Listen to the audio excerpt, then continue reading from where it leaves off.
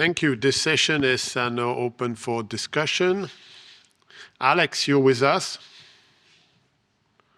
Yeah, I'm right here. Okay, thank you. The first question online is for you, actually. I read the question. Do you have any data about a potential ctDNA flare-up at the beginning of a treatment, as we can see with PSA under PSMA, lutetium, or other treatment? So it's about ctDNA flare-up.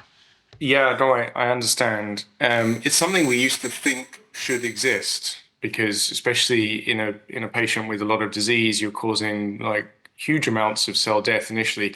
It's not something we've observed, but it is difficult to get serial collections in those first few days of treatment. I mean, it's not that fair on the patient, right, to bring them in regularly. So I think that work to completely rule it out needs to be done.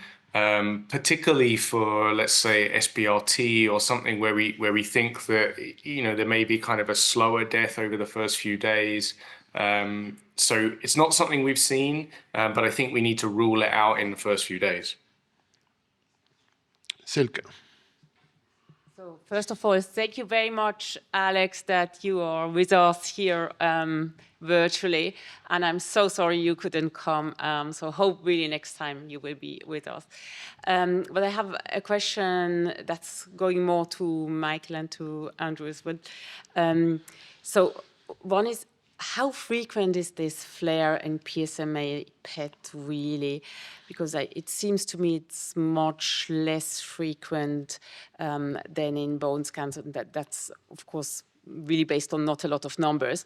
And then the second one, Michael, to you, one thing that I think is difficult to understand now with the PSMA also, because we have the PSMA PET, why do we need 2 new lesions?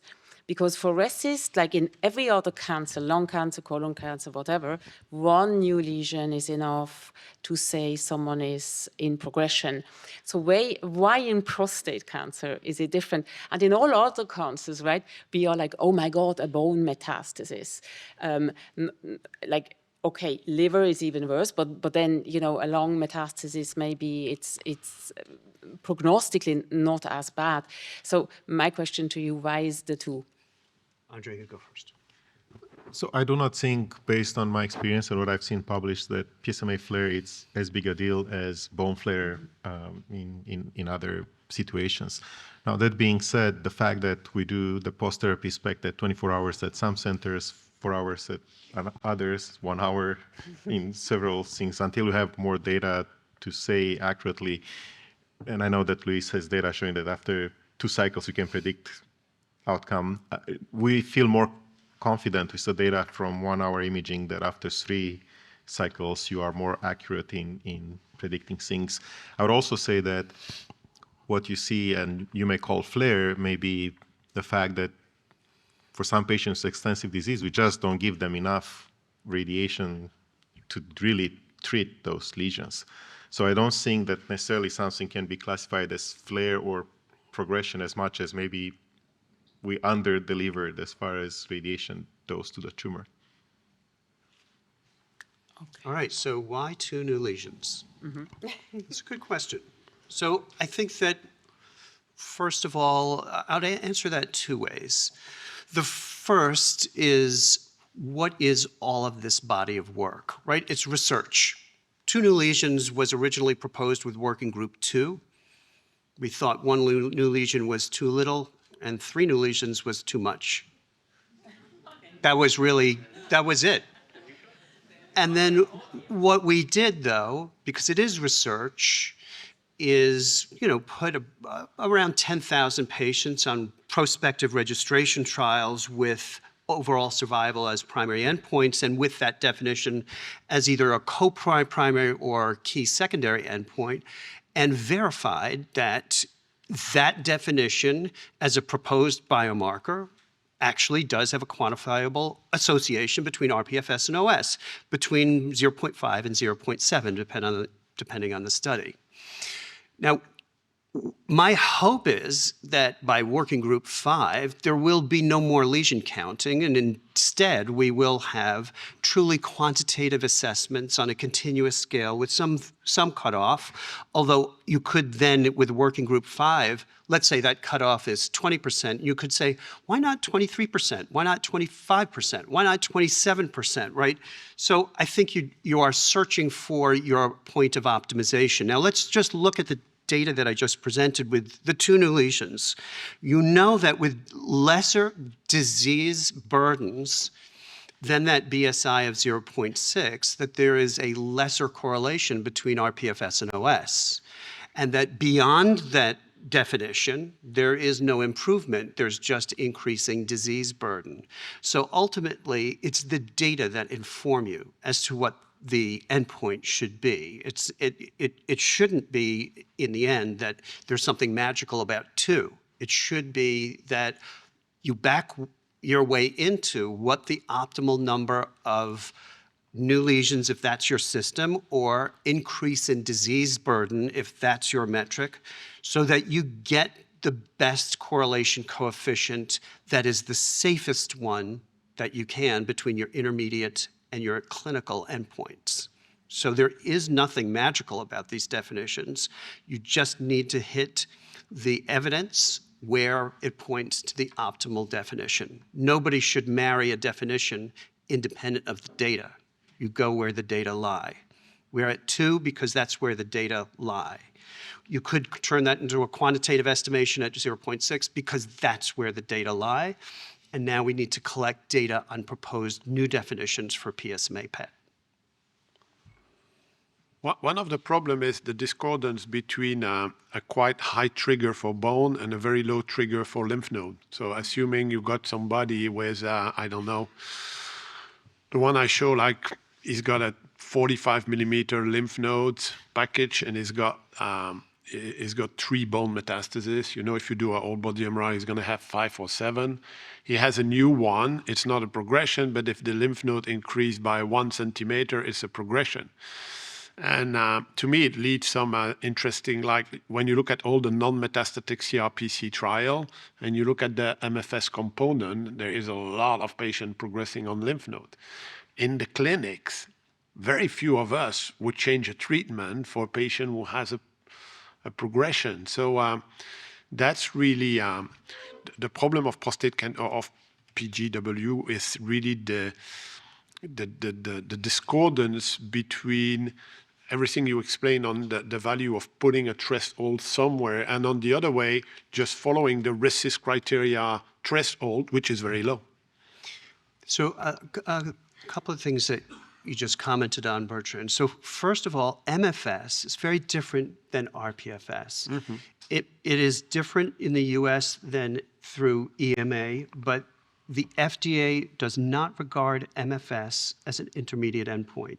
At face value, it is considered to be a clinical event when you develop metastatic disease, because at a variety of ODACs, experts like the people in this room have said having newly documented disease in some area of your body that is separate from your primary is intrinsically bad. So MFS doesn't require any qualification process. The second thing is that the definitions that we're working around in terms of criteria for clinical trials are definitely different than the clinical decisions that you should make in the patient's best interest. And starting with working group 3, we have written, do not start and stop therapy on the basis of a progression regulatory endpoint. That's a doctor's decision. So nobody is forcing you to stop because a lymph node has appeared. And in fact, you're encouraged to do right by the patient. Just acknowledge that the event happened for regulatory purposes, and then keep treating the patient in the patient's best interest. Mike. Yeah, a comment and then a question. A comment to start with on PCGW and Spark. I think the aim is to get us all speaking the same language. It doesn't matter what the criteria is in the end of the day. We just all need to be speaking the same language. This is why RECIST works well in CT. Is it a perfect criteria? No, but everyone agrees. RECIST was actually just an expert consensus when it came out. It wasn't tested at all. The same actually with PIRADS in MRI. It was never tested. A group of experts sat around and defined the PIRAD scores, and then it was tested.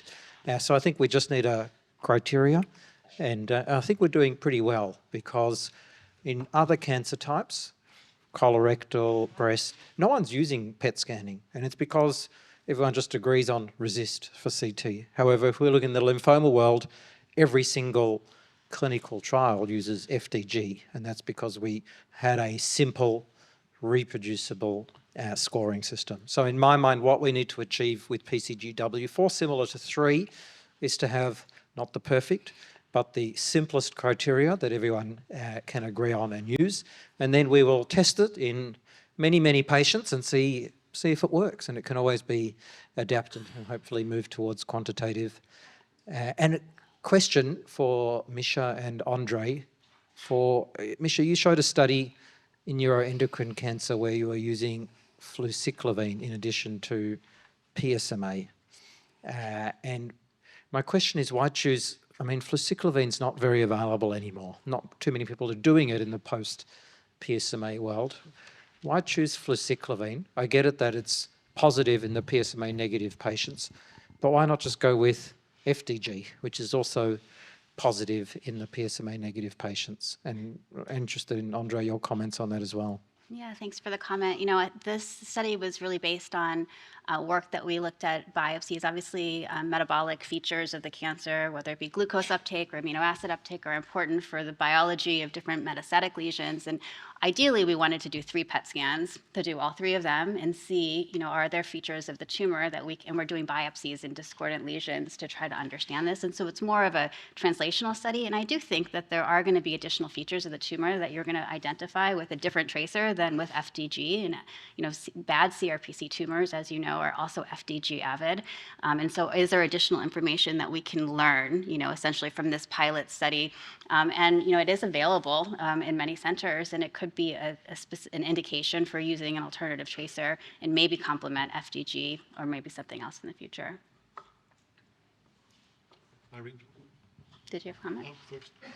Yeah, so I have to say I did not think of using fluciclovine in this scenario, but you've shown some interesting data there. I do think that GRPR, so bombesin, it's a very important target in this space of neuroendocrine. And I do hope that APCCC Diagnostics 2027 will have some data to show about this, because it's very important. And biology of bombesin and GRPR for 3 decades has shown that they're very much involved in the metastatic potential of cancers, including prostate. So if something switches and makes a prostate phenotype more aggressive, you do expect at that point the bombesin receptor to be overexpressed. So, but yeah, I would love to see that compared to FDG. Is bombesin a super FDG or maybe not? And I think that Luis, you did some work in that space as well. I think the stage is now perfect, because we are again back to discussing heterogeneity. And as much as I am looking forward that we get around only bone scans and CT, are we not now getting stuck with PSMA, where we know that in some patients it's not going to helpful? I mean, for clinical trials, I imagine it's impossible to somehow make molecular imaging progress a term. However, why not thinking about, we really try to incorporate the patients that are progressive on whole body MRI, as well as those that are progressive on PSMA or on GRPR. I mean, I think we are now we have the chance to still shape this. And if we are limiting us to, especially when we go for lutetium PSMA, I mean, if the patient is progressive, I do exactly what Andre is doing. I'm not doing the PSMA PET again, I do an FDG PET, because I want to see the PSMA negative disease. I see the PSMA positive disease on my PSMA SPECT. And with this also a second food for thought, Andre, would it be possible for you to just look into how many patients were FDG positive in lesions you did not see on CT? Because I think we miss those FDG positive bone lesions if we just do the contrast enhanced CT scans, and it's so hard to convince so many people that this is true. Well, so I'll use this to punt it a little bit to Nina and say maybe a PERMR would be helpful there. If you have one, Since yes. I lifted the ball at the net here, maybe you can. I just think in fairness, you don't really need a whole body MRI. If you do an MRI spine and pelvis, you'll see the lesions. You do that every day, don't you? When you are worried about core compression and you have surprises. We do that in lung cancer. If the question is patient has bone mets, you do an MRI spine. No one even thinks about it. So if you are worried, just do an MRI spine and pelvis. It will take 10 minutes, top, maybe 8, depends on the sequence. And, you know, we've been talking about multiplexing and it's feasible in SPECT, but with this new extended field of view scanners and the advance of machine learning, you can do multiplexing in PET. So it will change the healthcare system because you have to do double or triple the work and get paid only for one scan. But if you can do in one session FDG, PSMA, and maybe something else. Of course, I mean, there we are still a little bit further away from, but of course, I'm hoping for those dual isotope scans a lot, and we're working on this also, to be able to do it simultaneously and then split the different isotopes afterwards with post-processing. And I'm sure we get there, but until then, yeah, let's try to incorporate it as good as possible. I think, sorry, if I may say, is I am happy to say that at least all the trials now allow you to do RECIST on MRI, which means that in my hospital, that's what I do, because you can do RECIST on MR and you get the diffusion for free and you get that data. And in terms of just like the heterogeneity issue and what the working groups are addressing, first, as a general framework, the working group criteria are for research, right? So it's a guidepost to generating data to ultimately submit as a regulatory intermediate endpoint. It's not speaking to the issues around how to deliver the best care. So the best care may be delivered by doing multiple scans, using multiple modalities in order to generate the information that you need in order to take care of the patient. The only reason that Working Group 4 is discussing specifically PSMA PET is I think that we've reached a critical mass of availability and ubiquity of use to make it worth commenting on, developing a true intermediate endpoint that's approvable and that can lead to drug approval earlier than waiting for overall survival. So that's a very different question than how many scans should I do to best understand a patient's disease. And I think that some of the heat that was generated in earlier sessions is because there's been a confluence or dovetailing of what are really very different issues. Biomarker development for the purposes of drug development versus scanning in order to take care of a patient. Those are different.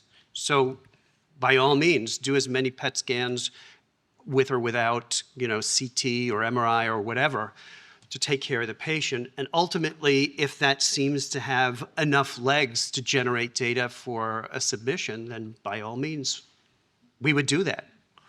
But the problem is there is like a catch-22 where as long as it's not accepted as a regulatory hurdle, and I understand the company are quite reluctant paying for having, because when we think about the missed opportunity, I look yesterday night, if we look at metastatic CRPC, we've put like 15,000 patients into trial.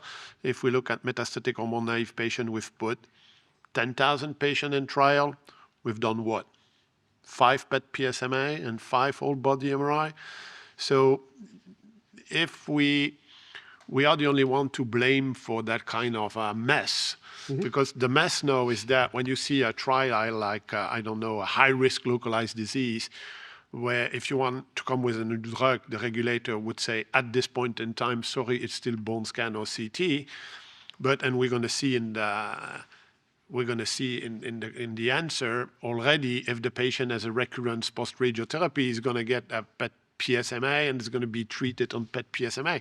So it's creating a lot of instability. So how can we, because the only way to do it, and there are specialty who did, is to say, okay, we no longer accept regulatory trial coming from the industry if they do not incorporate modern imaging, not to get approval, but to validate. Because otherwise, I think at APCCC 2036, we're still going to be discussing the same thing.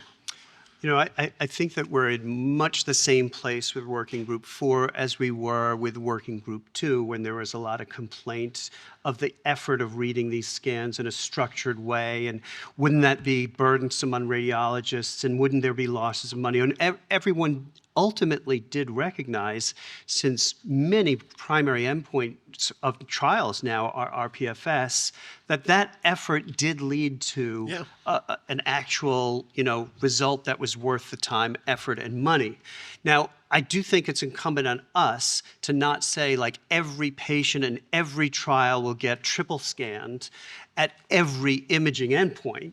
But we can and will recommend a sampling schedule of when patients should get triple scanned in order to conserve financial resources and still be able to do the studies and not exhaust the patients and have them receive so much radiation from a diagnostic standpoint year after year after year. We will sort that out, but I do think that industry needs to recognize that there has to be some outlay of resources to do this, that it's in everyone's best interest, so that ultimately we can jettison bone scans.